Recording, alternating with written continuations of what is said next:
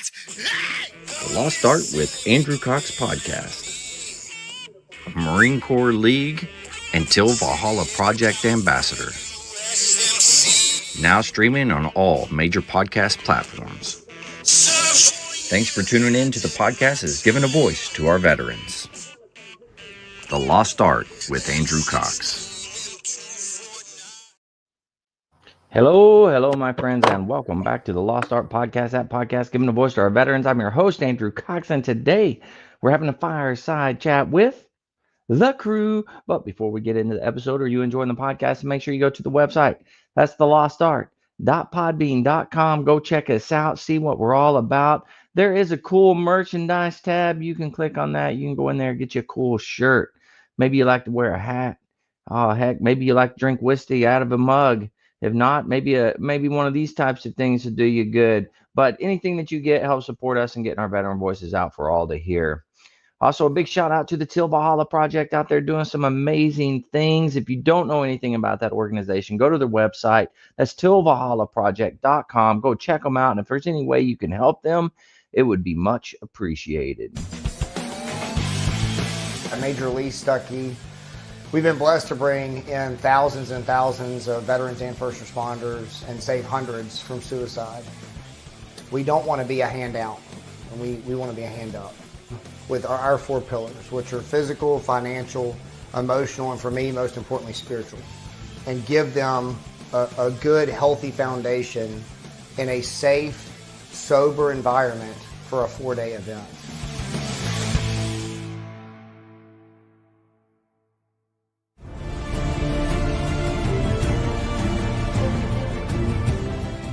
Are you a Marine veteran? Are you missing that bond you had on active duty? Then I have a place for you. Join the only congressionally chartered Marine Corps veteran service organization, the Marine Corps League. Get that brother and sisterhood back in your life. Become one of the fewer, the prouder, a Marine Corps League member.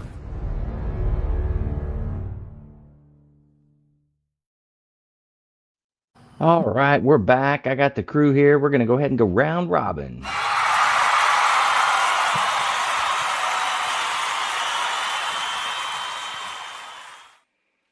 All right, Sensei Nay, how you doing, man?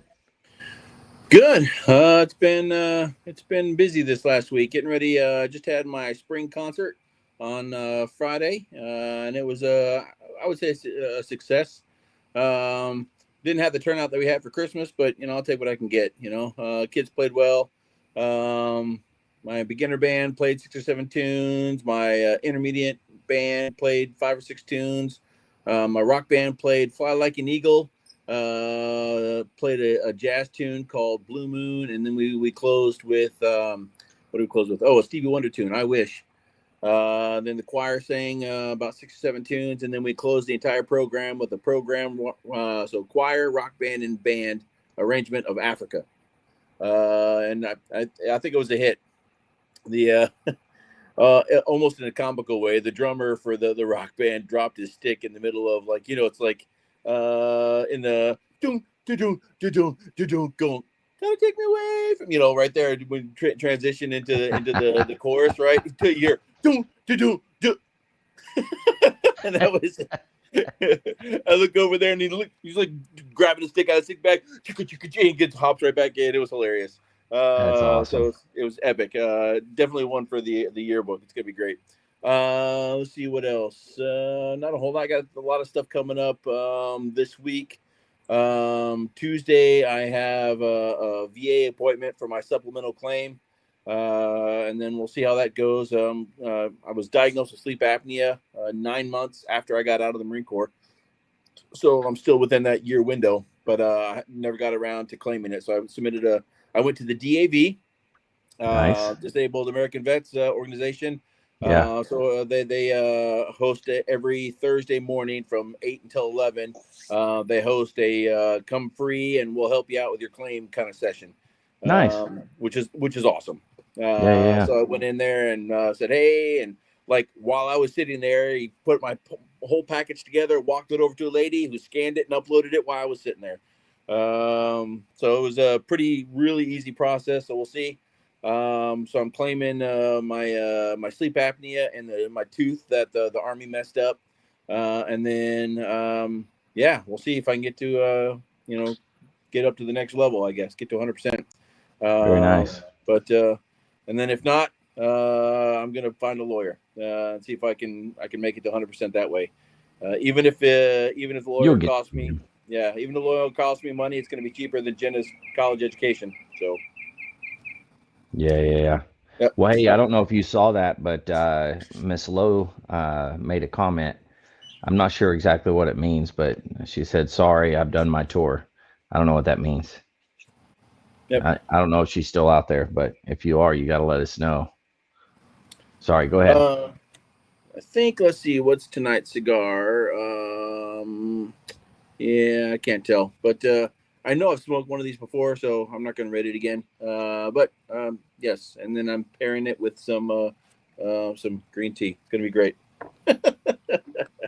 That's Hitting it interesting. hard tonight, Vic. Yeah, Hitting it totally. hard. Well, we went Yeah, out over he's this last weekend, so we had a friend who's been diagnosed with stage 4 metastasized cancer. So a bunch of us went out and had drinks with him and his wife and some camaraderie. nice. Well, that's good. Well, Mike, somebody said hi to you, but how you been doing? Oh, I'm doing good. I didn't have the exciting, exhilarating week that Vic had. Oh man, I didn't have all that excitement. I don't know. You look like you had an exciting week. I mean, something happened.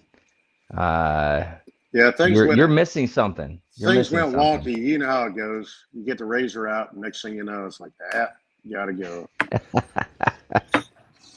But you Nah. got the stash, man. You got the highway patrol stash going. It's Yeah, that's what nice. my son said last night. He said, "Did you just watch Super Troopers or something?" I Yeah. was like, Who wants a mustache ride?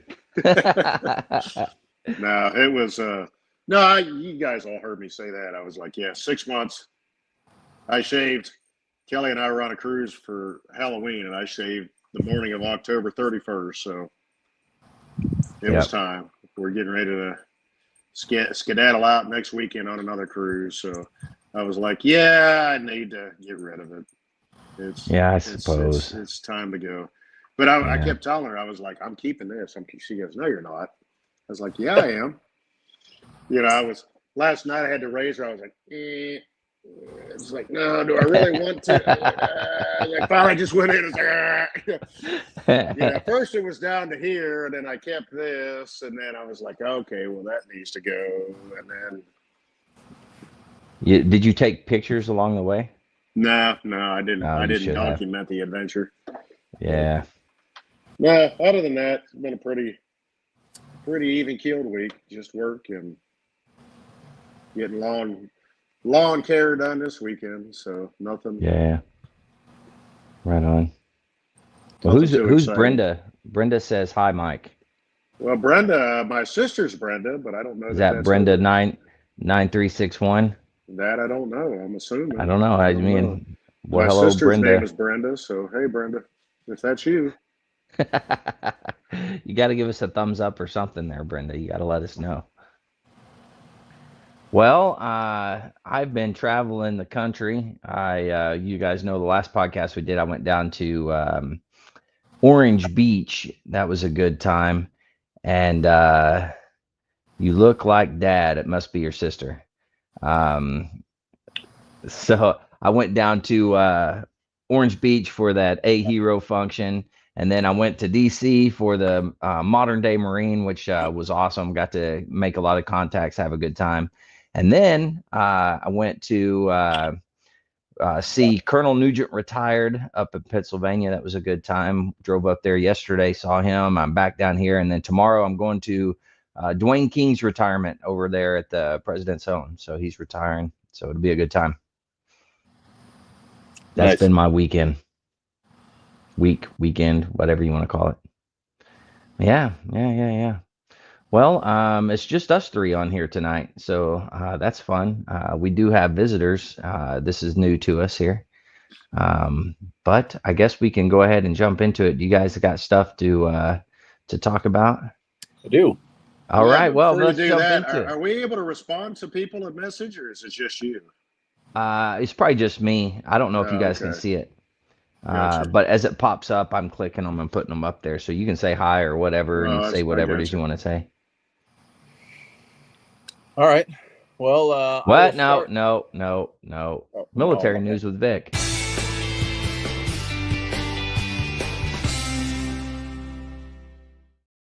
Trying to cheat and jump in there before. I saw that.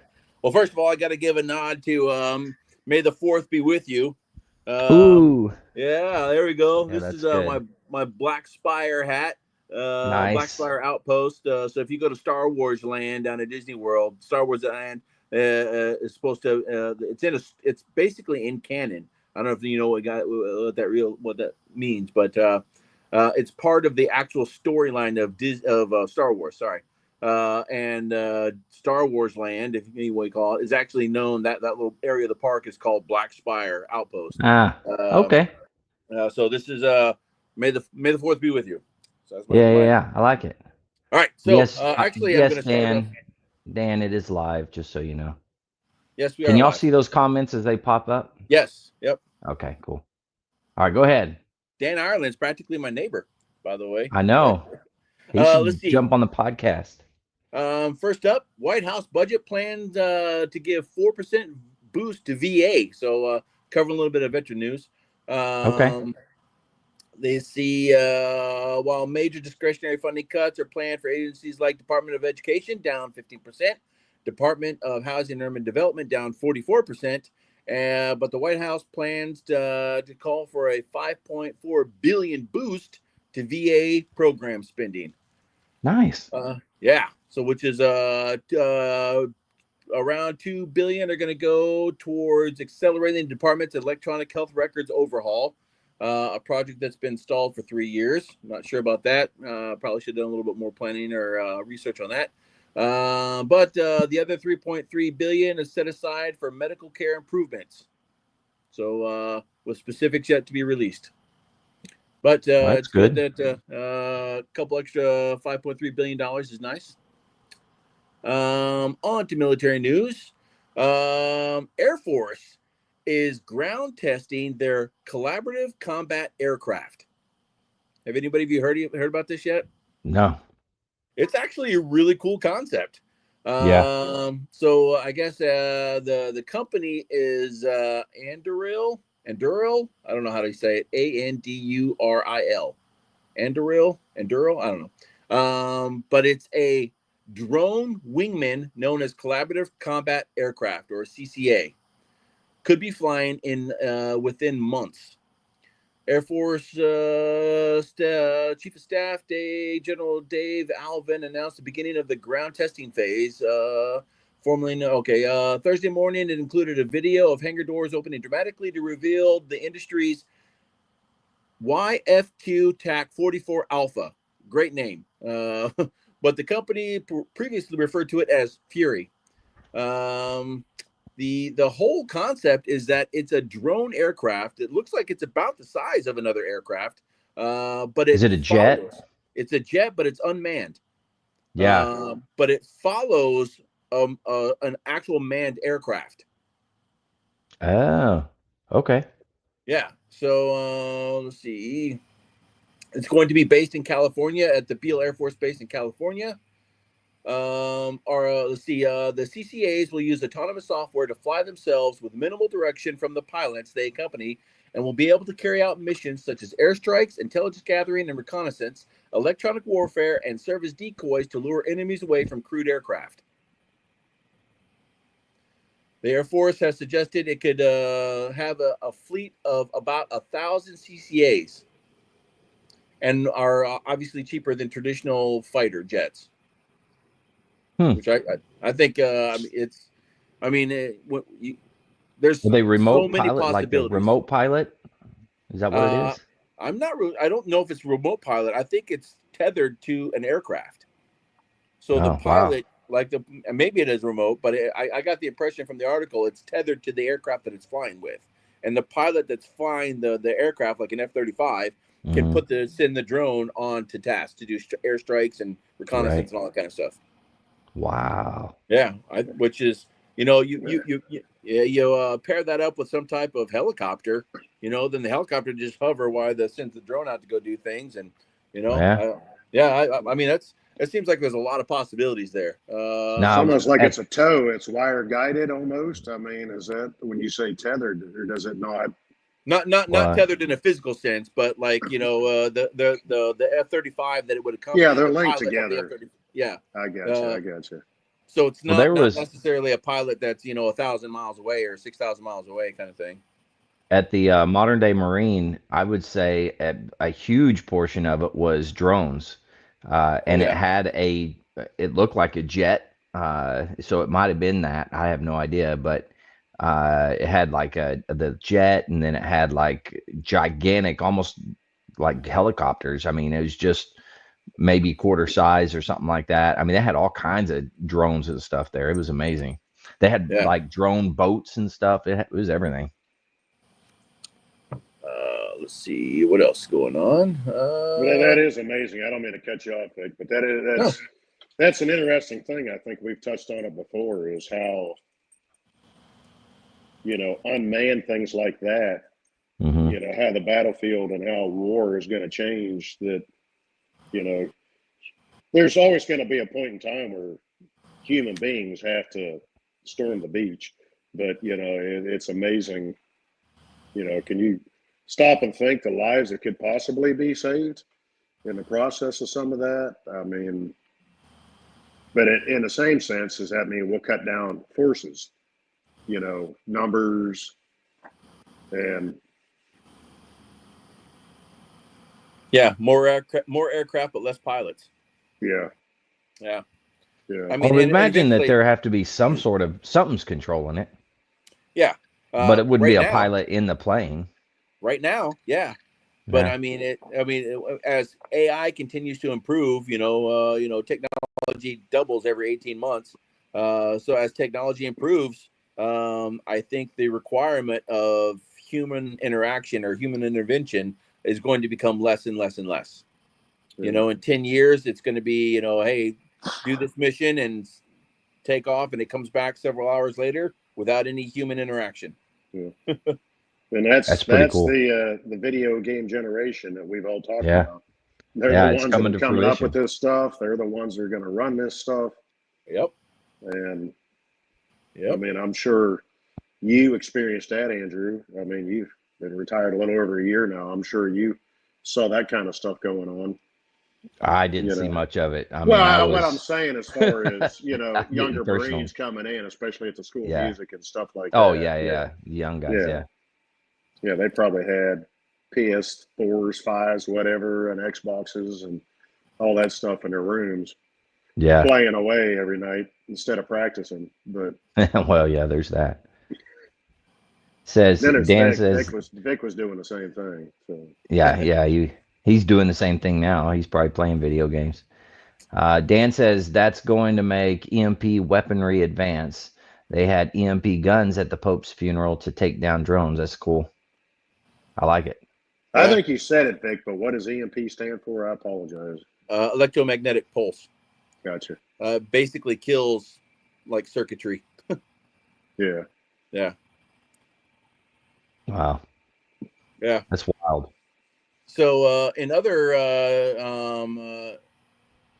military branch news, Army to roll out enlisted space ops specialty. So we got the Space Force, and now the Army is going to come up with a space MOS for their enlisted. Let's see. Initially announced by the Army's Deputy Chief of Staff in December of 2024, the MOS titled 40 Delta Space Operations Specialist is on track to become official by October 2026. Soldiers will become the experts we turn to during the next conflict. Our Army space professionals support unique assets to indirect or interdict or disrupt adversaries using space capabilities, ensuring Army forces maintain the initiative to fight from positions of relative advantage in all domains. That's a nice general word salad there, but interested to see. I wonder why the Army feels the need to do that when we have an entire Space Force. Maybe there'll be like a liaison type thing. They just want to feel relevant. Maybe. Well, I had a buddy that was part of the space program in the Army, but when he went through the program, part of his going through the program was to make a satellite. Really? Yeah, he made a satellite. There's I don't know, like this. I don't know if you can tell by scale, maybe 12 inches square. You know. Wow. But he had to make a satellite, which I thought was interesting. You know. I think it got launched. I have no idea. But he made a satellite. But I don't know if I was allowed to say that on air or to tell anybody. But well, if somebody comes knocking at your door while we're standing here, we'll know that you shouldn't have. So he did or didn't. He may or may not have made a satellite. Yeah, Cannot there you confirm go. nor deny. Yeah. That's it. You never saw it, so you know. Right. And then I will finish by saying the Marine Corps Museum got a little bit of a roof replacement. Really? Yeah. Let's see. The museum's distinctive architecture, inspired by the Pulitzer Prize-winning photograph of Marines raising the American flag on Iwo Jima, presented unique engineering challenge as the skylight structure funneled thousands of gallons of rainwater onto the roof membrane during heavy rainfall, causing premature degradation and threatening exhibits below. So the Naval Facilities Engineer Systems Command, or NAVFAC, basically had to use top of the line, what they call it,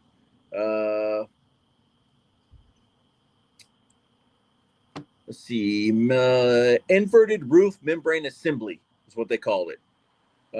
Using a 100% solids roofing system made from polyurethane metha something M16 technology. This fluid applied solution minimized seams, became waterproof after 30 minutes of installation, and addresses the complex contours of the circular ring-shaped roof. So all that to say that the Marine Corps Museum got a new roof. Nice. So I hit veteran news, I hit military news, and that was my my good news story right there. So I got it all tonight. So I guess we'll go ahead and wrap it up. Well, you're talking about roofs. Did you see that? I'm sorry, Andrew. I know No, you're good. I'm just messing We're around. not supposed to get too political on some things, but I'm not getting political. It's just reported things that a Doge had. Some of their reports for this week or last week was, what was it? God, I forget who the hell it was now. One of the departments there in D.C. wanted, it was some multi-billion-dollar building renovation to upgrade their building, and Doge was like, no, not going to happen. Really? You know, and they literally wanted rooftop gardens and VIP elevators and stuff like that were part of the renovations, and they're like, no, nice. not going to happen. They should go take a look at barracks and chow halls and things of that nature before. Well, that was the thing, because I saw it online, and then I went and started looking at it. I didn't say that it was the article on it. They were talking about that and several other things. It's just stupid. You know, how we dealt with things like budget-wise, especially the band field in the Marine Corps. It was one of, we all heard that after Iraq and all, Vic, you probably heard it. And, Andrew was just a lonely sergeant at the time. It's true. He wasn't involved in all that stuff. But, all of a sudden they had all these funds, and it's like, well, if we don't use them, we're going to lose them. Yeah. It's like, can you spend money? Can you do this? It's kind of like you, Vic, in the position you're at now is, we got this money. Can you spend it? Yep. Spent. That was why a 7-year replacement plan for us in the band field was so important, because I literally could open that baby up and, get an email and from a captain or major down at the comptroller's like, hey, can you spend this money? It's like, yeah. Can you spend it in the next 30 minutes? And they're like, all of a sudden they're on the phone and, on the other end, and he's like, I just got your email. It's like, yeah, it's already spent. I've got all the background work done for you. Here's everything you need. But it's sad reading this article though, is they're like, if we don't spend the money, we're going to lose it. So what they're uncovering is, a lot of that money was filtered out and then put into separate accounts. Yeah. And, those accounts didn't have any, there was no congressional jurisdiction or anything over them. So that money went out so they could separate it, so they could then throw big VIP parties and big galas and all kinds of garbage, and that's the money that, we all end up paying. Yeah. Whether it's all 100% true, you can't, I'm not saying I believe everything I read online, but yeah, but that stuff is happening though. Oh, absolutely. Gotta Makes love like it. I know nothing about any of that kind of stuff in my.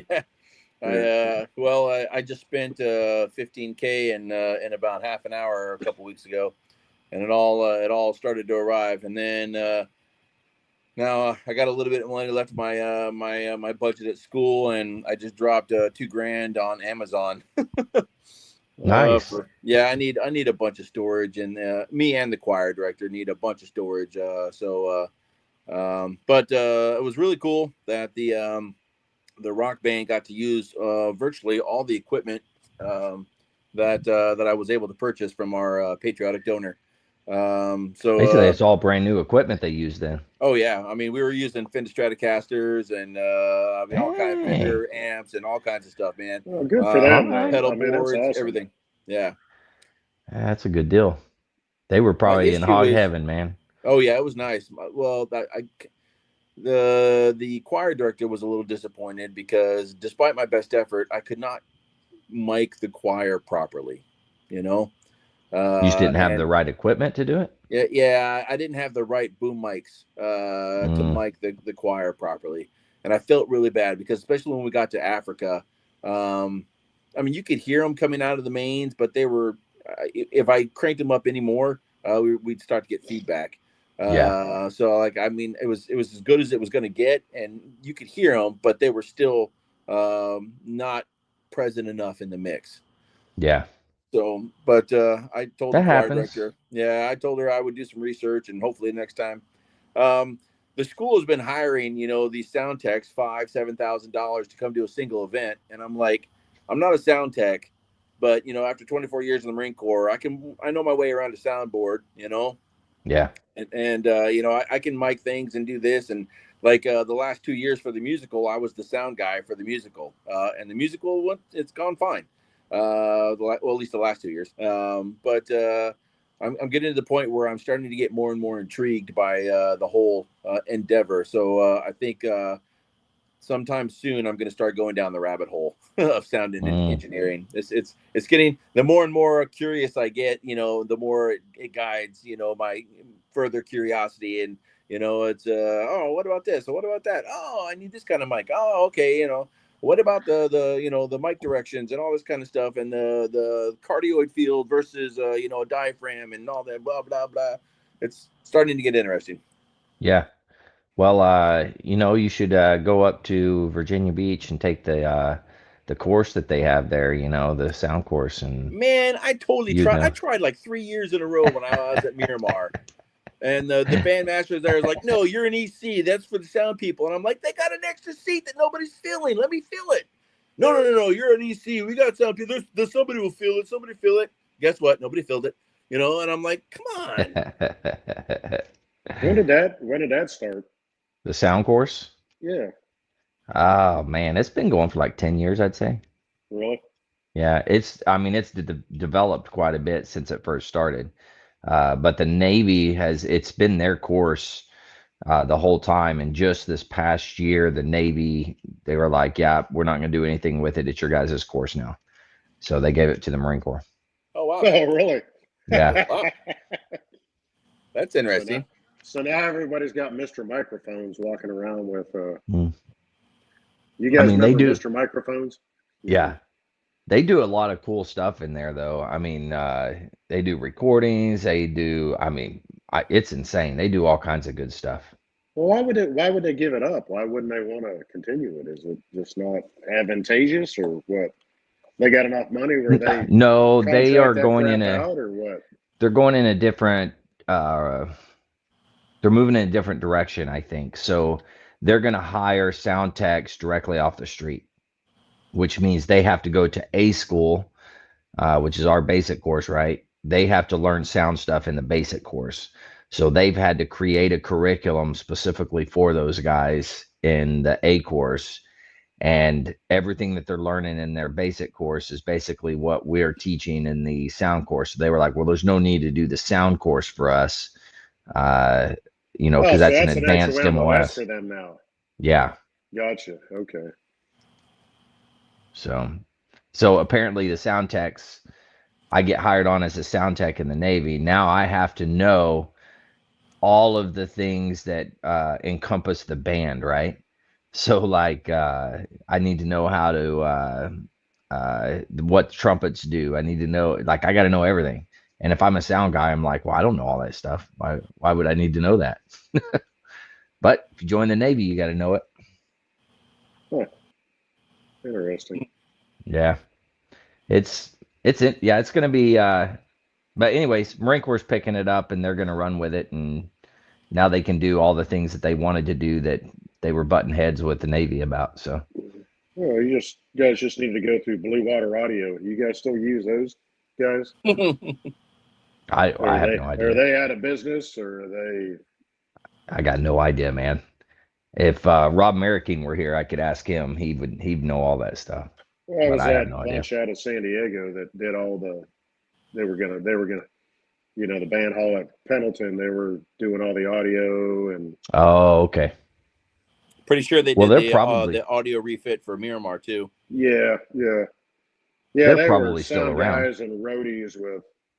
Well, the one guy, I can't remember their names now. I can see both of their faces, but he was in bad shape as far as kidney dialysis and all kinds of stuff. Mhm. So I would assume they are. The two of them were at the point they'd both had a hard life. So Hmm. I think they had done sound and the roadies for Kiss and stuff like that. So, Oh, right on. but I mean, they established an amazing business. They did good work, but Yeah. Hmm. couldn't convince the Marine Corps of that in that band hall. But I don't even know what ended up in there because I left before it was finished. So They got all kinds of crazy stuff in there, but I don't know what all it is. I I have had no spent idea. 2 years working on that damn thing and never got to see it finished. So It's probably still not finished. I don't know. They're I will still never working on it. forget that band hall because it was at Chow Hall Yeah, it was old Chow across from Hall. the Yeah. armory. And I remember walking in there because they had it all completely gated up and everything. And Hmm. they kept saying, "Oh, we walked it, and it was like, well, this is going here. This is where the office is, rehearsal hall, everything." And like 2 weeks later, we had to do a weekly meeting, but I walked in there 2 weeks later, and I'm like, "Where the hell's the building?" There was literally one wall still up, and nothing but a cement slab. Are you serious? I They didn't know that. they took every freaking wall down Wow. Wow. because it didn't meet code for California earthquake code and Oh yeah. everything Well, that else. And makes I'm like, sense. well, what the hell? I mean, and I literally looked at the contractor and I was like, wouldn't it have been cheaper just to demo it and build a new building? He goes, yeah.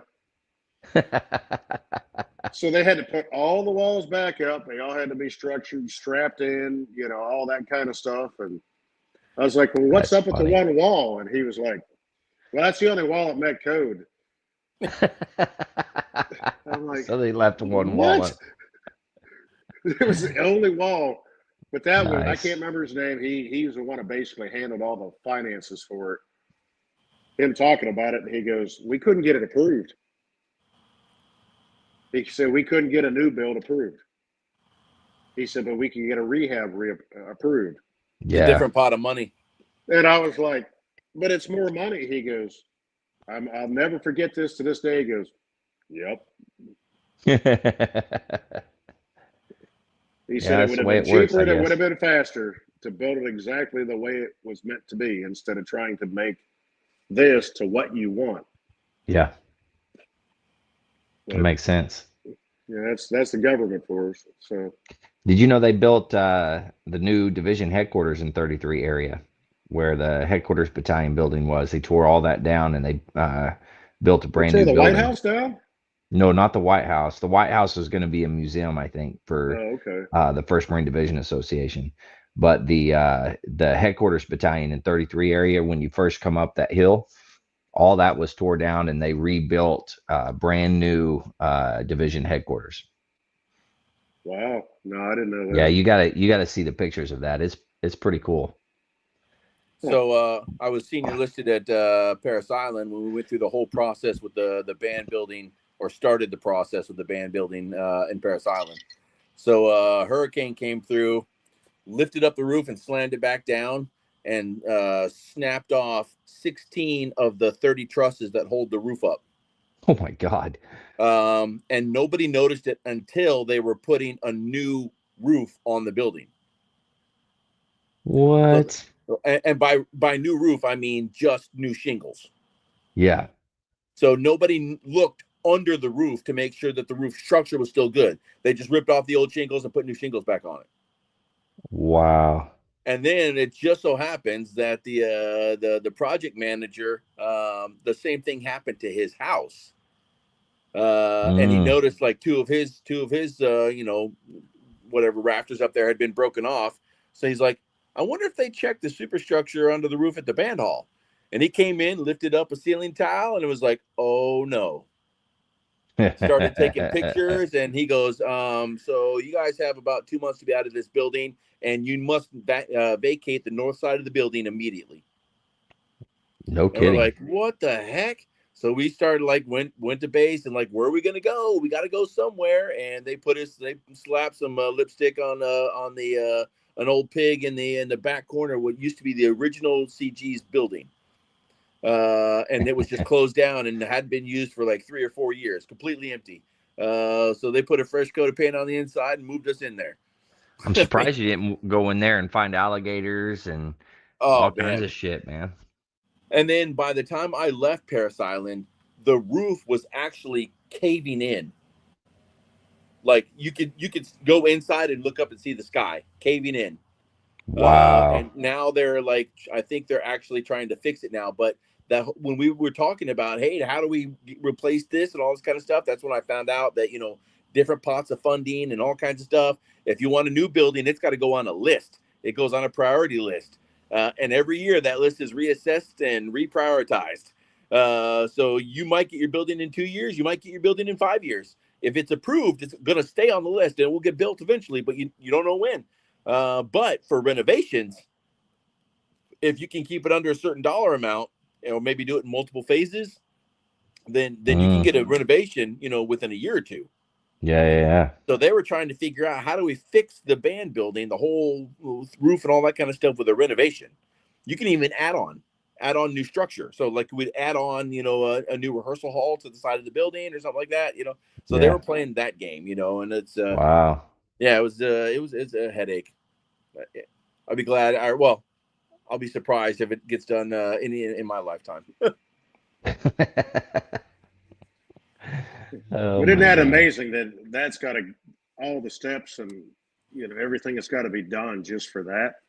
Mm. Mm-hmm. And I'm not saying it's not important. Is it vital to national security? No. But I mean, when you stop and really look at it and what it's used for, but then we'll turn around and spend like $6 billion on a building renovation and for a government agency, and it's like, but you don't want to spend. I don't know what it would have cost to put a new roof on a damn place, but you're probably looking at, even if it was $1 million. I mean, but was it a relatively new facility at Paris Island? Oh no, No, no. okay. It I was don't the think there's many original. new buildings there, are there? Just the barracks are the newest buildings. Yeah. 3rd Battalion, recruit barracks are the newest buildings. Well, that's the way it should be. 3rd Battalion should get the best. Absolutely. You know what? I don't like either one of you. I'm guessing Vic was 3rd Battalion. Kilo.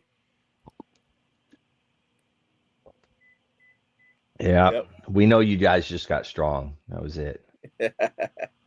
The band building used to be the old schoolhouse, where they bring the recruits in and give them their history classes and all that kind of stuff. Oh, okay. Yeah. So actually, when I checked into Paris Island, the first sergeant there, First Sergeant Palmer, Rupert Palmer, who's now Sergeant Major, First Sergeant Palmer, when he went through recruit training, that was his schoolhouse. No kidding. Yeah. That's very interesting. Well, Vic, do you got anything else, or should we go on to our? I yield the rest of my time. You yield the rest of your time. All right. Well, let's go to Marvelous Mary News with Mike McNaney.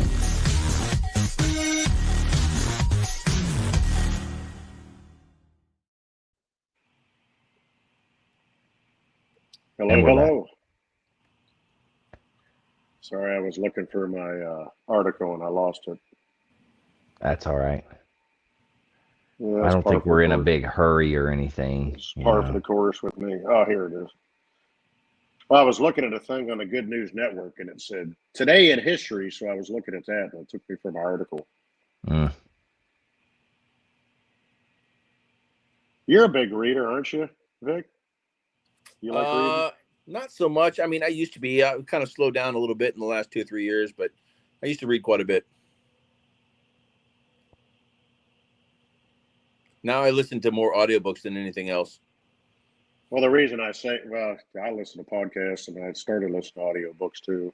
My problem is when I start reading like a book, like I want to sit down and read a book, I get so distracted I can't finish it. I think that's the world we live in now, where you have your phone. Yeah. You get these little bits of information and you can click on your phone. But anyways, today in history, in 1953, Ernest Hemingway was awarded the Pulitzer Prize for The Old Man and the Sea. No kidding. That's a good book. What was another one I saw? Let's see here. Margaret Thatcher became the first female prime minister of the United Kingdom in 1979. Okay. And that's about all I saw for that good stuff. So, all right. I'm listening to a book right now called The Anxious Generation.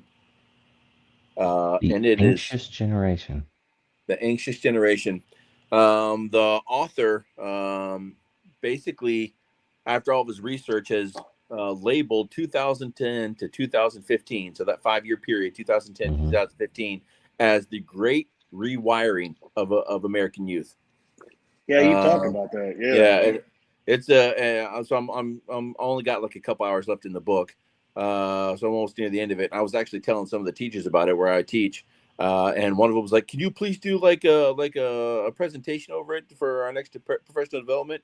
So I started putting together a presentation, even though I haven't even finished the book yet. But it's interesting. It's a little sad too, because I don't think it's just kids. What social media and a handheld computing device has done to everybody. Not just kids. Yeah. I mean, it's what do we all do now? You pick up your phone and you start looking at it. Yeah.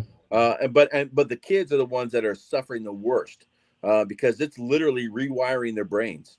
Adults, you understand, especially for us older generation that didn't grow up with cell phones or tablets or anything like that. I didn't get my first cell phone until I was almost out of college. But it's actually I was out of college. My first cell phone was the year I started teaching. But kids that grow up with them like my daughter knew how to unlock my cell phone when she was 2. And here I am thinking, oh yeah, my daughter's so smart because she can, navigate through the cell phone. And little did I know that that's exactly what they were trying to do. Who? Yeah, they're literally trying to make it so kids can get hooked immediately. And like the book talks about, the effects on, the dopamine rush. And there's 4 criteria: the trigger, the action, the varied stimulus, and the investment.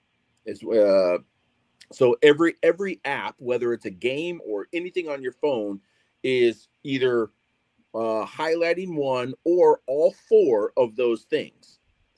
All video games that you would play on your phone go through the action. You get some type of notification on your phone saying, "Hey, don't forget to play the game," or somebody commented on your post or something like that, right? So for Yeah. social media, you get the trigger. Then the action is you have to go in and click on buttons to get to Mm-hmm. wherever the information you want is. That's the action.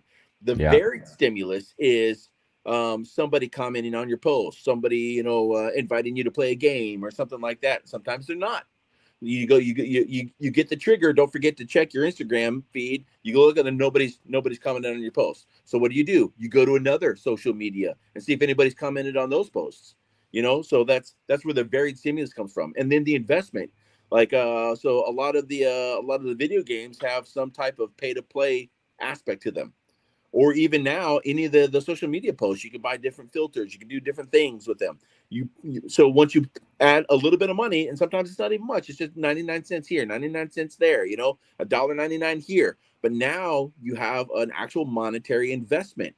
You're working on characters, you're building up your profile, your likes, and all this kind of stuff. So you have an Yeah. investment. And then what do those things do?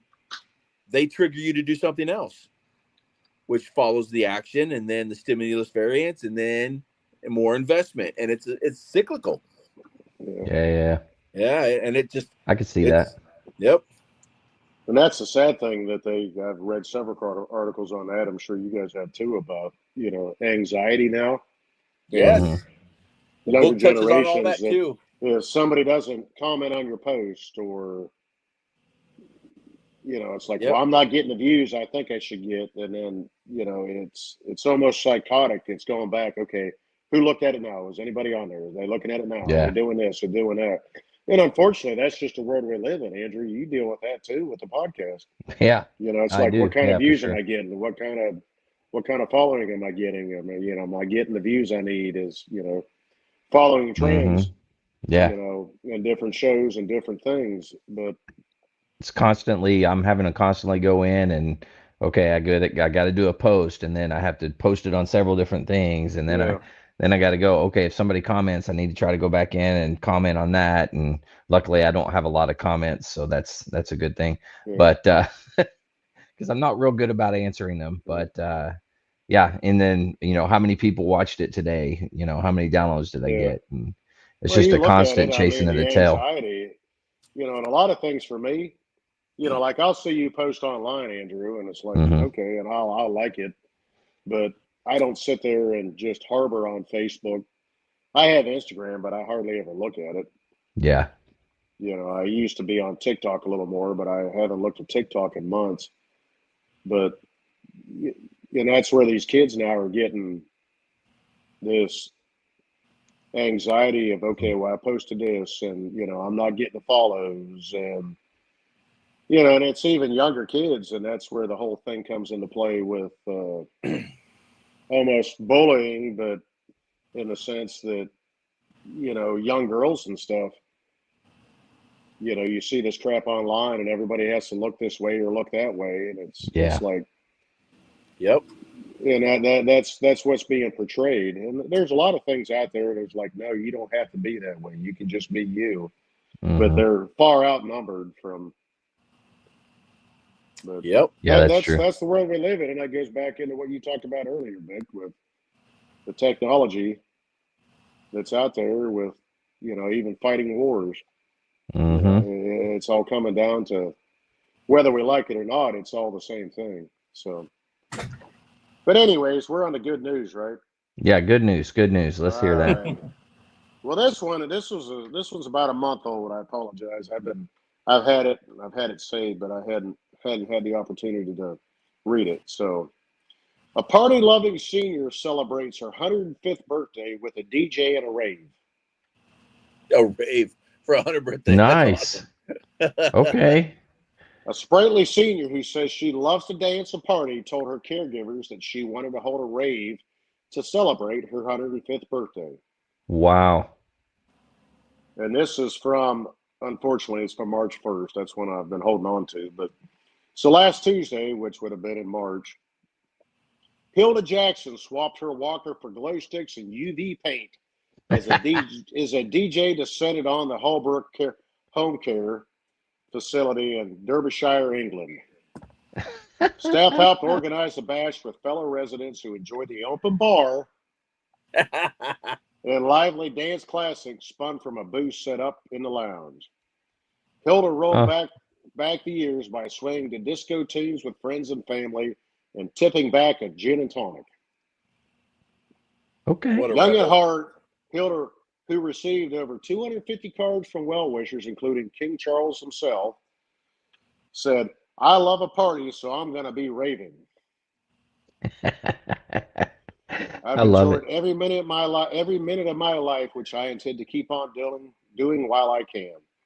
I Yeah. never thought I'd be able to age, but I never thought I was going to be this age, but unfortunately, I'm here and I'm grateful." Nottingham rapper Bruce C. Also, that's me as an old man saying Bruce C. But it's probably like Brucey. Entertained a 70 guests with a specially written rap for Hilda in her major milestone birthday. Jägermeister provided drinks for the guests, although many opted for soft drinks. Hilda, who was born Wow. when George V was on the throne, is the senior home's oldest resident. As to her secret for a long, healthy life, Hilda said, "I couldn't get enough tennis." She loved playing Okay. and watching tennis, especially Wimbledon, and was an avid traveler in her young days. I just kept on, and while I can, I just keep on while I can, and take every day as it comes.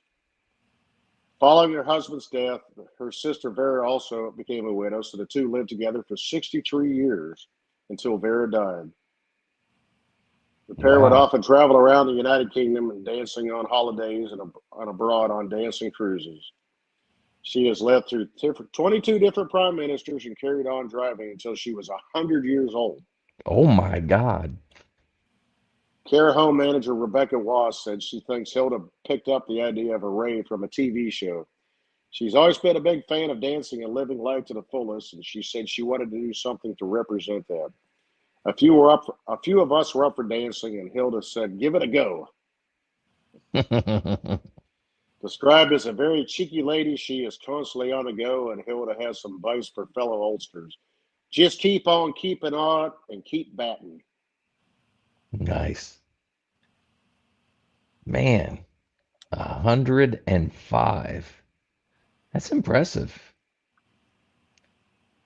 I'm just Yeah, but I'm the just fact hoping she I wanted to make it have to a party and 60. she was drinking a gin and tonic. So I know. Maybe that's the secret. You just drink a gin and tonic and it what is it? I almost said ferment. That's not what I was trying to say. like formaldehyde, like Yeah. Yeah, yeah, yeah, yeah. Helps the preserves you. insides. Yeah. Yeah. You never know. Could be. Good night. Well, there's a lot of people like that. I mean, you read stories about older people, Yeah. especially women, older women, live to be get, that kind of age. Yeah, They're that's like, well, true. what's the secret of life? They're like, every morning I had a bourbon. It's like, okay, I can't, I can't fault you on that one. And it's like, Who's the there's the guy that always smoked a cigar. What oh, was his George name? Burns. George Burns. Yeah, Yeah, he lived for a long time. yeah, Always had a cigar. yeah. Well, that's what was he on? Johnny Carson or something? And Johnny Carson was asking him. He's like, how many? He was in his 90s or something then. I don't remember when he Yeah. passed. This was back in the 80s or whatever. He's like, he walks out with a cigar and he's sitting there and he goes, well, how many cigars is this for the day? He goes, oh, this is my sixth one. He goes, I slowed down, I do, 6 to 8 cigars a day and Holy cow. sitting there drinking. scotch or something like that. But Yeah. he said, I've slowed down a lot. It's like, I don't think I could survive doing 6 cigars a day. That might mess me up. Man, I there have been some days that I've gotten as many as 3 in. Sometime maybe 4. But golly, man, I feel like absolute hammered horse shit the next day. Like my mouth is like all, I wake up in the morning and it feels like I've eaten a pile of dog shit. yeah. I mean, it's Well, like like a cigar, like right now, Vic, when you smoke a cigar, do you inhale it? I'm assuming you get some of it. well, very little of it. You actually get the nicotine through the saliva. Yeah, your mouth when, is going to absorb. Yeah, when you swallow your saliva, is where you get your nicotine.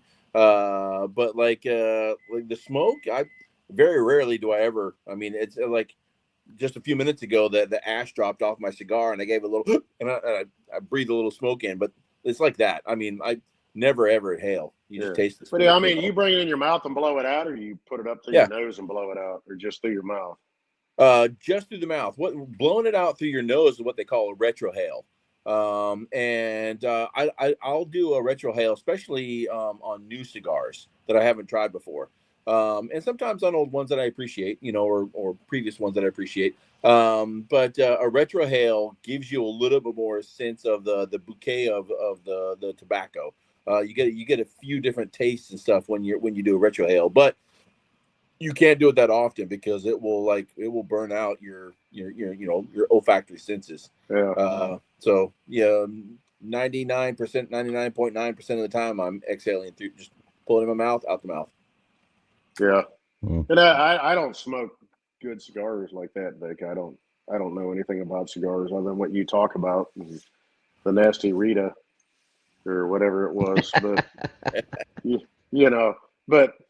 I'll do like my cigar review that night. I did mine. It was a fine quality line of Black and Mild, but I'll say like I smoke, like I'll sit there and puff on one throughout the day for like a week, and all of a sudden by the end of the week I'm like, God, I got this freaking weird ass taste in my mouth. I've told my wife, I'm like, nothing tastes good to me. It tastes like crap. And I've always wondered, if you're a cigar smoker, do you get that? Yeah. I mean, it's like it'll ruin your taste to a certain extent. Yeah, it almost looks like it, but it affects it. Like it, and it burns like. I was like, I don't know, I got a bad tooth or what's going on here, and went to the dentist. They're like, no, you're good. I said to her, it must be those damn cigars. And she looked at me and she goes, imagine that. I was like, yeah, okay. Yeah. Yeah, that's the nurse center telling you that. Yeah. Yeah, that's the nurse, and Vic knows this. That's the nurse who are telling me that she doesn't want to pay attention to her own stuff sometimes. It's like, nurses are the worst patients. Oh, yeah. They're quick at telling you what you're doing wrong, but it's like, oh, hey, yeah. did you do? She goes, quit telling me what to do. I'm like, okay. Yeah. Exactly. Oh, that's I know funny. what's going on. I don't need somebody to tell me. I know what to do. Then do it. Shut up. Like, yes, ma'am. Yes, ma'am. We had a viewer, and then all of a sudden it went away. I think it was one of your guys' wife. Yeah. It probably wasn't mine. She doesn't give a shit. Mine's probably already in bed. Mine's I'm not even lying. At least she only goes to bed at like 8:30. That's pretty early. Well, I mean, she gets up at like 4. Yeah, that's really early. Yeah. I don't do that anymore. Yeah, fuck that. Sometimes I've gone to sleep at 4 sometimes, Yeah, I still have more reading to do for school board meeting on Tuesday. Ugh. Yeah, so I basically go from my VA appointment straight to the school board meeting. Well, that sounds like fun. I've got some upcoming VA appointments this month. So are you 100% yet? Yeah. Yeah, I just went over. Yeah. So hopefully Fingers crossed. You'll get there eventually. Yeah, I mean, Amy was doing more homework on it than I was, but the sleep apnea, I guess they're supposed to, the month of May now, in this month, is when they're switching over to the 10% instead of 50% for sleep apnea. Oh, really? Yeah, so like my VA rating, the DAV guy and I did the my actual VA rating is at Mm-hmm. 92%. Oh, you're close, man. Yeah, so if they give me 50%, which they have in the past have been for many years now for sleep apnea, that'd put Mm-hmm. me over 95%. But if they only give me 10%, that only raises me to 93%. Mm, Yeah. interesting. Yeah. So but I'm also claiming, and the week after next I have another appointment with a dentist, because I'm claiming the tooth that the Army fucked up. Is Um, that the through the VA? The yes. dentist? Yeah. Yep. But they were like, well, you can claim it, but I don't know that they're going to give you a part of your rating. And I'm like, but the Army is the one who fucked it up. You know, Yeah. it was just fine until they decided they wanted to put a crown on it, and they ruined it and had to pull the whole tooth. Yeah, it was completely stable for 17 years, and then they're like, oh, let's go ahead and put a different crown on it, and they jacked up the root and got all infected, and yeah, that Gotta was love. yeah. So hopefully, but maybe between those two things, and then I've already got a lawyer picked out that if it comes back under 90 or 100%, I'm gonna go to a lawyer. Well, there's plenty of people out there that, you know how to navigate and do different things to help. So Yeah. You got Well, you got to get a lawyer, Vic. Send it to me. do what? Said if you have a good lawyer that you're Oh willing to yeah. go to, send it to me. Okay. Yeah, I will. Absolutely. You guys, you guys make me sick talking about all your VA ratings and disabilities and yeah. Well, yeah, I I'm know. playing with you guys. I'm messing with you. I hear you. Yeah. Guy I work with, he was in the army, but is I'm not trying to get. It's not a nasty topic. It's a common thing. But is Yeah. erectile dysfunction considered a disability?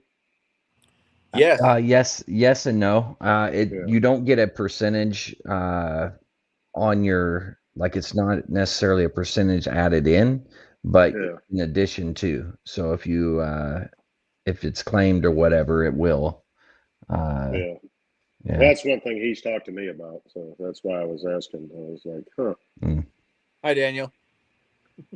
Danielle Baker, You who's know who that? that is? That's the guy from Tracer Burnout. One of the guys from there. Oh yeah. Daniel. I'm Dan. sorry. I Yeah. said Danielle. I apologize. I'm sorry. Yeah. How you So doing there, Dan? Hopefully things are good. Man, they post some neat things online. oh, I forgot to talk about it. I didn't grab the article, but I saw something on Instagram that said it was a summary of an article that the commandant of the Marine Corps thinks junior Marines should have a say where they go, and opened up the door in negotiations and talks about homesteading. So Homesteading. Is yeah, that new? yes. Well, I mean, the article looked like it was recent, like a couple weeks old, like a week old or something like that. Yeah. Yeah, I but like understand homesteading, but how does, what, I mean, what homesteading in the military, what is that? where no, once you just like the Air Force does it. Once you get assigned to a base, you don't have to leave. You can stay at that base for your entire career, 4 years or That 30 must, years. Yeah, that must be nice. Well, a lot of the infantry guys can, I won't say stay at the same base the whole time, but uh, like they're guys that practically stay at Pendleton the whole time, in their infantry units and stuff in their yeah. MOS. Um, and they don't go to the East Coast, but it just depends. But the smaller MOSs, they're going all over the place, You especially the guys, higher rank you get, the less places that you can go. you guys follow Sergeant Major Bull on Instagram, or you know what I'm talking about? Yeah, I know who you're talking about. Yeah, He that's has where I a saw it. podcast too, if I'm not mistaken. Yeah. Yeah, I know I've seen some clips of him on a podcast. I don't know if it's his or not, but I've seen him I on a think it's podcast. him and one other guy, Yeah. like a retired mass sergeant or something like that. Yeah. I could be wrong. I don't know. Yeah, but it was on his Instagram page, the whole article and all that kind of stuff. And it's like, what do you guys think about homesteading? And nobody has responded to my comment, but I put a pretty long post about why I think it's a bad idea. But we'll see. Wow. Yeah. Well, I get Yeah, it. I get homesteading once you're at a certain point in the career, but I think it's a bad idea for, maybe I'm wrong, for, junior Marines, at least in the Marine Corps. well, I think it has, in my opinion, I think it would play more into families. So Well, once that's your what I'm family's saying. like get Yeah. high school, right? Your kids are in high school, you don't want to move them around. You want to keep them in place. So if you can stay in a place longer to allow that to happen, it's an extra 4 or 5 years. Yeah. Go ahead and do it. But, that's a difficult thing is, you could be older, when I say older, like 23, 24, be married, already have two kids coming in the Marine Corps. Yeah, And, within 7, 8 years, all of a sudden have kids going into middle school and high school, 10 years. That's why I'm yeah. saying it by rank. I could see it being an option, Hmm. but there's too many variables in that as far as junior Marines having to move. But I also and that's one thing that I've always said. One of my biggest regrets being in the military with my kids is the Marine Corps is my kids didn't grow up around their grandparents. Oh yeah, yeah, But my parents were in Pennsylvania. Kelly's mother was in Pennsylvania, but her dad is in Washington State. So hmm, they would have the option of being around three a bit, and then their grandfather in Washington State. But yeah, the way I look at it, and Vic, your daughter's getting ready to graduate here in a couple of weeks. Yep. And going to college, and the resilience that they have gotten. I don't. I think it's a bad thing when you get kids in high school, and all of a sudden you start pulling them and moving them around. I'm not a big fan of that, but unfortunately it happens. But at that point, I would have been at the point where, okay, you guys stay here and I'll go, yeah. kind of thing, to keep them here. That's what most people do. Yeah, Hmm. but Which as isn't, far that's as, not good for the family either. yeah, but the way I look at it, even as a person, is a Marine, and I won't even say Marine, but but I'll say Marine because we're Marines. But I'll put it into perspective like a football team or a coaching or Yeah. baseball or whatever. When you're in the same environment day after day after day, and you're in the same coaching staff day after day after day, it was great, but it ain't great anymore. What are we doing? And it sucks. All of a sudden, you go to another duty station, you're like, what the hell is this train wreck? We've all done it, Yeah. but Hey Shannon, how you doing? Sorry. Hope you're doing well, man. Here's what Dan says. Homesteading should be case by case dependent. Time in service, family situation, career opportunities should all be considered. absolutely, yeah. Yeah. Are they doing more homesteading stuff in the Army, Dan? Sorry. You can keep going. No, you're good. No, those are Well, good. I mean, I actually kind of like that. my particular take on it was all it would take is one or two bad apples in key leadership positions, and then word would get out and all the shitbags would want to go to wherever those people are at. And then what does that do to the command?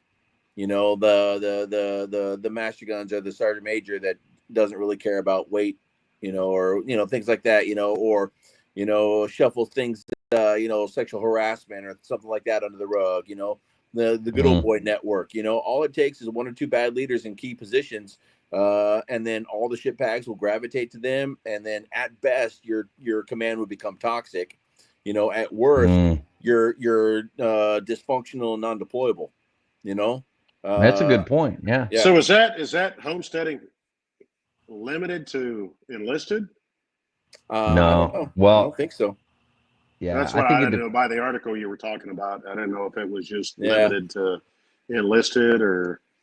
And that was the other Not. thing I said is, is like homesteading completely, not completely, but really, really hinders the spreading of wisdom and experience and knowledge. Well, You know, that's what I'm yeah, getting at. yeah, I mean, there's got to be we've all been in units where it was like, man, this is the best thing I've ever been a part of. The Yeah. dynamic, the chemistry is just like, this is awesome. And then people start going out and people start coming in. And it's yep, like, what the hell happened? Hmm. But, it always has a way of sorting itself out. I yeah. think one But of what? the first things that came up with it was when they were talking about kids that or when your kids were in high school and stuff like that. That's when it first came out, and they were like, "Well, we can look at the potential of leaving somebody in place during that time." Yep. So And like Daniel said, I mean, it's case by case dependent. But I don't think it should be I don't think it should be an everybody rule. I think yeah, I'd that's agree with that. because if that's the case, then nobody's going to want to go to 29 Palms. You know, Yeah, you yeah, know. And there, I mean, and every branch has their duty stations that nobody wants to go to. You know, so true. those Yeah, what happens. If everybody's allowed to homestead, then all the really good duty stations, Hawaii and Okinawa, nobody ever gets to go there because Yeah, you never get to go there because yeah, everybody stays planted. yep, Yeah. exactly. And I guess my one unit that's over in Okinawa, I can't go until the EC who's homesteading there retires from the Marine Corps. You know, yeah. yeah, Yeah. that's ridiculous. I don't know. It's a definitely a complex subject. I see Yeah. the benefits and I see the negatives of it. I mean, I see some good coming out of it, but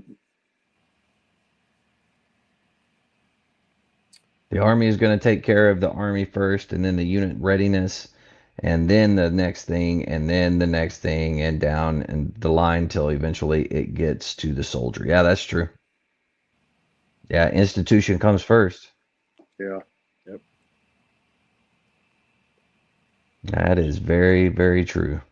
And then somebody else wrote in the comments about in that thread on Saturday Bulls post was oh, what the heck was it? Oh, junior service members basically trying to hold the command hostage by saying, I'm not going to reenlist unless you give me my duty station preference. Yeah. I mean, how many times did both of you have to say, well, and this is what I put on the post, several Marines, good Marines, even, they come in and like, hey, I'm going to get out unless I can go. And then my response to them was, patriotism noted. Thank you for your service. Don't forget to take notes during your transition class. Yeah. Yeah. Yeah, that's the way I see it too. Yeah. I mean, needs of the Corps, needs of the institution Yeah. first. I mean, if they say, "Hey, well, you're needed here," well, then you go there. And Yeah. if you don't like it, then you can get out at any point in time. There ain't nothing stopping you. Yeah. Well, that's something that, the military, or I'll say the Marine Corps is good at, but I experienced that in the corporate world. Not that I'm some big corporate guy. I'm not by any means, but Yeah. it was 3 years ago. We had a guy that thought extremely highly of himself in the group I work in as an electrician. He was Hmm. he was experienced, and I won't say he was experienced, but he knew enough to talk the talk and do certain things. Right. But he decided that that wasn't what he was hired for, and he was hired specifically to be an electrician. And he had his ulterior motives because he had side businesses going on and stuff like Mm. that.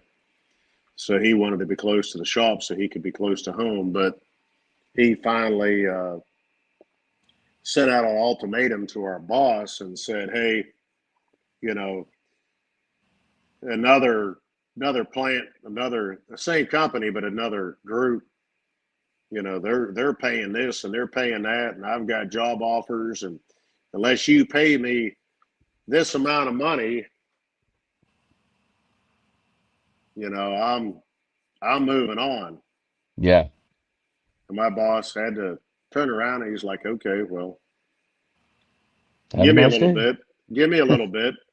Yeah, he didn't have he didn't have the, as they call it in our company with Koch Industries, uh, the word I'm trying to think of is not there. But anyways, he didn't have basically the right to fire him. Mm. So he forwarded on and it went to not base, but corporate legal. Within 6 hours, it came back and they said he delivered an ultimatum, fire him. Oh, wow. He wants to deliver an ultimatum, then he's already got another position, so fire him. Nice. And that's the corporate world. They're like, yep, you want to do that? You want to threaten us? Okay. It's like somebody else waiting to take your job. Yeah. So It's very true, that's though. what happened. But Play stupid games, get stupid prizes. well, that was just it. F around, Yeah. find out. It's. Yep. But we've all experienced that where people try to sit there and flex, and it's like, okay, well, Yeah. I mean, I So, wish I had that opportunity at Pendleton. I was trying to get to repair school, and I mm-hmm. think I've told this story before, but we were going into Iraq. It's like, okay, that's not going to happen. Got back, 03, turned around and reapplied in 03, and FO, yep, Daniel's right. F around and That's right. find out. But, all of a sudden I replied again and, didn't get selected, but there's people got selected. And I'm like, the hell is this crap? Yeah. And Andrew, a couple of them. And I'm going to sit here and, one of them actually is a good friend of mine, but other ones I knew, but I didn't know so well. And found that out when we were in Iraq in 04, and I emailed MPO 20. At the time, it was MPO 20, and I can't remember who the hell it was. Yeah. What was it? I will say her What name. year was that? 2004. O'Quinn, Oakland? yeah. I emailed her and got a response back. Her and I have nothing but respect for him, but Master Gunny Mueller, Mm-hmm. Mueller? and Yeah. yeah, he replied back to me. He said, "Well, the way the field looks at it is, if you really wanted this, you would have found a way not to deploy." Yeah, that's And that weird. was my response from 2003 going into 2004. Yeah, that's very It's like, strange. if I really wanted to do this, I would have found a way not to deploy. Last I checked, I didn't have a damn say in it unless I wanted to be a damn conscientious objector. It's like, hell, there was a stop loss put into play. People couldn't even get out or retire. Yeah. So you're telling me I could have found a way?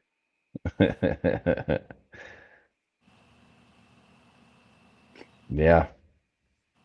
To not I don't know, deploy. man. I don't think there's any way you could have found a way. Well, the biggest thing they told me is, well, you don't have a B billet. I was like, motherfuckers, I tried. I tried to go to security forces. I tried to do MSG. I tried to do Yankee White program. Hell, I didn't even want to do it, but I tried to I went, okay, I was going to go try recruiting. Yeah. And I got rejected from all of them because the field wouldn't let me go. Mm-hmm. Yeah, that was a problem for a long time. Because they couldn't get anybody to go at the time to 29 poems. Of course. Yeah. I spent a little over 4 years in 29 poems. I don't regret any of it, but it's like, okay. Yeah, when others didn't have to deal with that at all, and yeah, just kind of fell I'm out. not going to say some of them, like you went out and did, you had a deployment. You went out and were a drill instructor. I mean, Vic, you went out, you did recruiting. I did make a lot of people mad when I did that, though. What, the DI? Yeah, Oh, I remember that when I was still a Pendleton when you were applying. I remember that yeah. plain as day. You couldn't use the possibility of irreparable harm to your mustache as a reason to be non-deployed. This is non-deployable. This is non-deployable. So I couldn't. That's Well, good. Vic was you were in Kuwait in '03, right, Vic? I'm only saying this because of mustaches. Yeah, No, we saw each other over there. Al Assad, 2004. In '03. Not in '03, no. Oh, okay. I thought you were over there in '03, and Al Assad, I swear 2004. when we got back, El Toro, it was El Toro at the time. Well, no, man, it's probably Miramar then, but was in Kuwait when we got back down. But No, Miramar was there. He just wasn't there at that Yeah, time. correct. yeah, I couldn't remember if it was El Toro or Miramar. I just couldn't remember. Yeah, It was But I Miramar. think it was Miramar. anyways, the whole mustache thing is we sat in Kuwait for over a month, and then before we went into Kuwait and to Baghdad, we were sitting there. I mean, we were days before the war, and all of a sudden, everybody got the order. Everybody grow a mustache. Everybody grow a mustache. They were telling you to? It's like, what the hell? Why are we growing a mustache? And they're like, well, there was a report of Kuwait Iraqis had got a hold of seized U.S. military uniforms, Oh, and they knew that I we remember hearing shaved, this. so they were shaving, their beards and all that. Yeah. So we were made to grow mustaches. Mm. So Yeah. all you did is sit there and walk around and see everybody with freaking mustaches on. It's like, man, this is a weird thing. And all of a sudden, they're like, within an hour, they're like, we're moving out an hour. Everybody shave. And it's like, if you grew a mustache, if you grew a facial hair decent, trying to dry shave, you're like, hanging a razor off your face. It's like, Yeah, nothing like dry shaving. Yeah, buddy. Just like they gave everybody damn pigeons for chemical attack, and we were sitting there with cages of pigeons, and they'd be sitting there, and all of a sudden it's like pigeon would be just sitting there, just fall over, and everybody's like, "That pigeon just die?" Yeah. All of a sudden you all of a sudden hear somebody yell, "Gas, gas, gas!" And everyone's freaking out because the damn pigeon fell over. It's like, no, the pigeon fell over because he got too much fucking sand up his snout, so he's dead. He couldn't handle couldn't handle the weather. We spent 6 hours in full bot gear, and damn pigeon's laying there.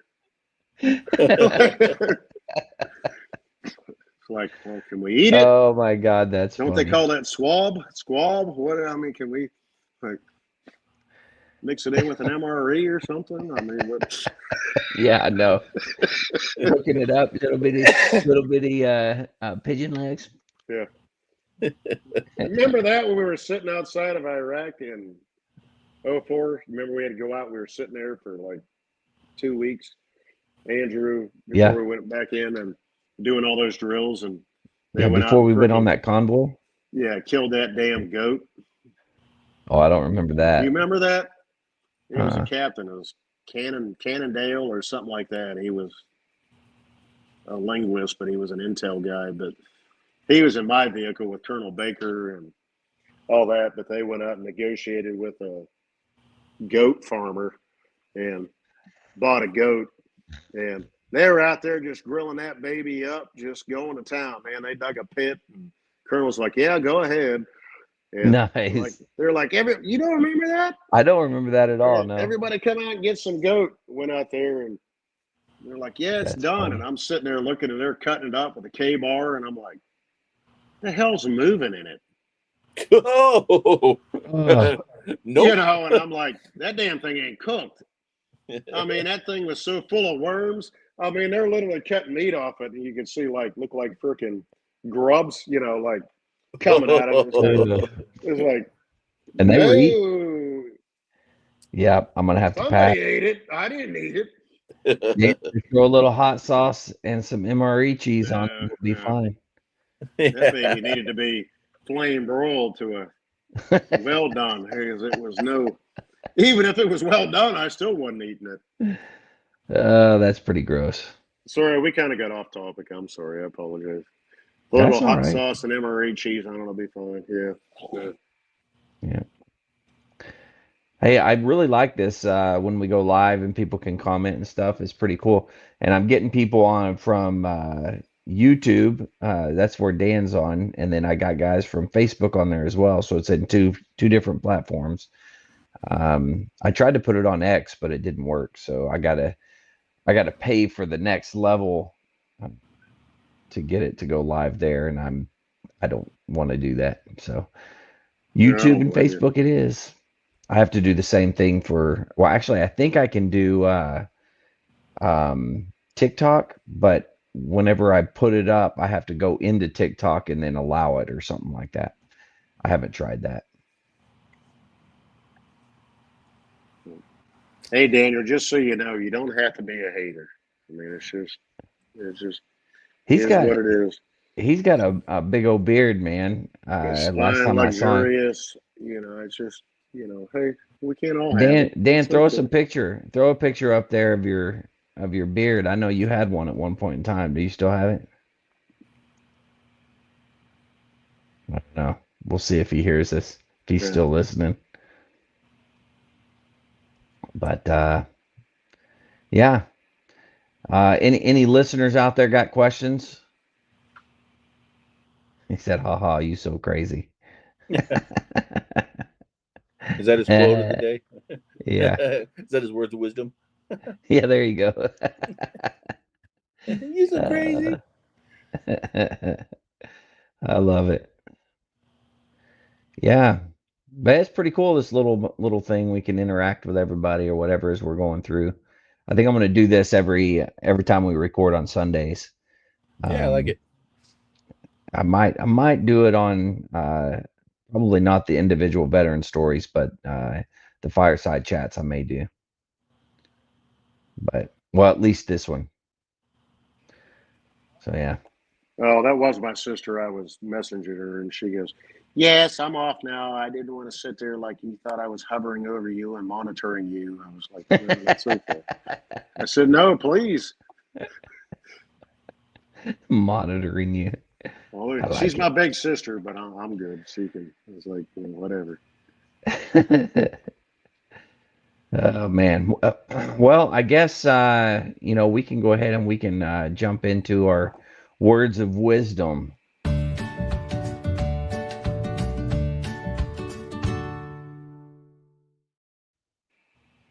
All right. You guys got words of wisdom this go around? Oh yeah, Oh, you said that with some enthusiasm. All right. yeah. All right. All right, And Sensei. Give us some because of words of wisdom. our little cloistial group here, I will say the less people you chill with, the less bullshit you deal with.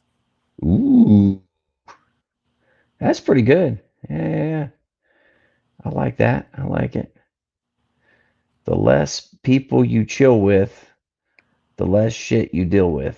Is that what you said? Yep, the less bullshit you deal with. I like it. Very nice. Mike, you got anything?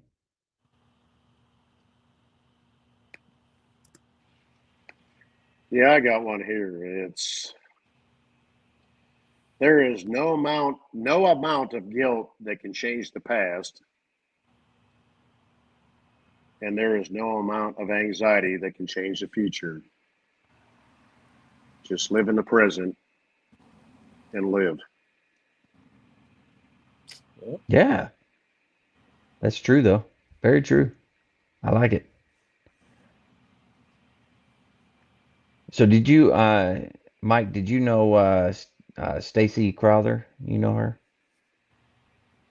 I was never stationed with her. I don't know when she came in. I know her, and if I saw her, I would know her, but I don't know. Yeah. Like, we're not like close by any means. No. She and Yeah. I served together. I mean, our we were at the School of Music together for basic students. Then went different ways, and came back. We were at Miramar together. We deployed together. So yeah, I've known her for quite a long time. She is getting ready to have a baby. Yep. Oh, Yeah, she is. wasn't she the one that was trying to go to be the president's son drum major? Yes, yeah, yeah, Yeah, yeah. yeah. She's the funeral director for the Marine Corps right now at Arlington. But she's having a baby. She's supposed to have it. She anytime, literally Yeah, today or tomorrow. yeah. Uh, so, Yeah, at your retirement, I went up and introduced myself, and she said she knew me or knew of me, and I'm like, okay, well, I don't know if that's a good thing or not, but it's nice to meet you. So yeah. it's like that's the sad thing. There's people there I couldn't tell you if I had met her in my life, and they're introduced myself, and they're like, well, I know you. Yeah, I mean, I was like, okay, is that a good thing? Was that a bad thing, or what? Oh, this is Dan's. Here we go. Think seriously about the people in your life that you would help bury a body with no questions asked after a 0300 phone call. Those are your friends. Yeah, that's a true True story. statement. Yeah. Yeah, And that yeah, goes in yeah. line with the one I keep seeing online. It's you know, we all have good friends and we have best friends. Good friends know all your stories. Best friends help you write them. Ooh, yeah. That was good too. I like that. Or Or accomplices. accomplices. Yeah. Why is he not on here? I don't know. He could have jumped on here. I didn't. I haven't sent that the new link out to those guys, but they're always welcome. Dan, you're always welcome on here anytime.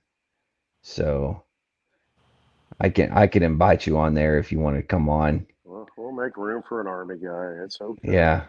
Yeah, we'll give him a small frame in the bottom so he's not as big as ours. We'll just make it smaller. Well, he'll have some comment. It's like, oh, you push the crayons off to the side, or something like that. So, I love it.